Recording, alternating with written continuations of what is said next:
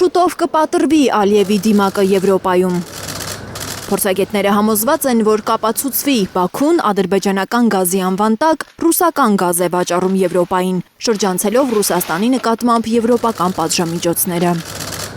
Այս հարցը քանիցս քննարկման է արժանացել Եվրոպական միության գործադիր իշխանության կողմից, խորհրդարանականներն են լիագումար նիստերի ընթացքում այս հարցը բազմիցս բարձրաձայնել, այն շեշտադրմամբ եւ նաեւ Հայդատի Եվրոպայի գրասենյակն այն շեշտադրում օգտագործում, որ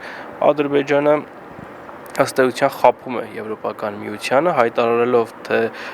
Եվրոպական միությունը ուղարկում ադրբեջանական գազ, փոխարենը ուղարկում է ռուսական գազ։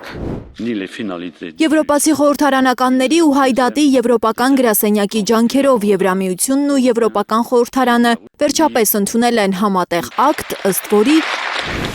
գազի բոլոր մատակարարները, որոնք մտնում են եվրոպական շուկա, պետք է ներկայացնեն հստակ ապացույցներ, որ Ռուսաստանից չեն բերում կապույտ վառելիքը։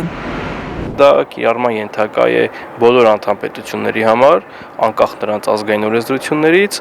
եւ նախատեսում է Ադրբեջանի միջոցով տարանցվող գազի ծագումնաբանության ստուգում Բուլղարիայի Սեղմիչ կայանում։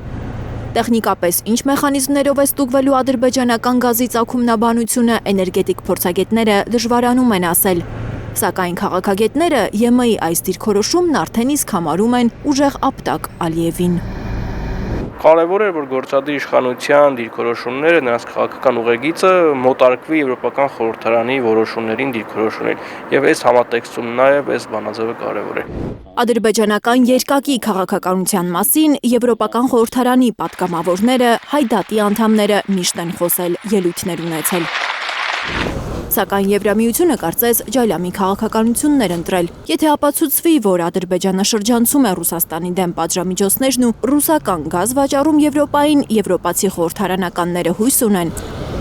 Եվրամիությունը կդադարեցնի Ադրբեջանի հետ կնքած միջազգային էներգետիկ գործընկերության հուշագիրը։ Այն 2022 թվականին 44-օրյա պատերազմից Հայաստանի դեմ ադրբեջանական պարբերաբար հարձակումներից հետո Ալիևի հետ կնքել էր Եվրահանձնաժողովի ղեկավար Ուրսուլա ֆոն դեր Լայենը, Ադրբեջանի նախագահին անվանելով կառուցողական գործընկեր։ Լիլիթ Գասպարյան, Հենրիկ Համազասպյան, Անի Խանտիլյան, Հայլուր։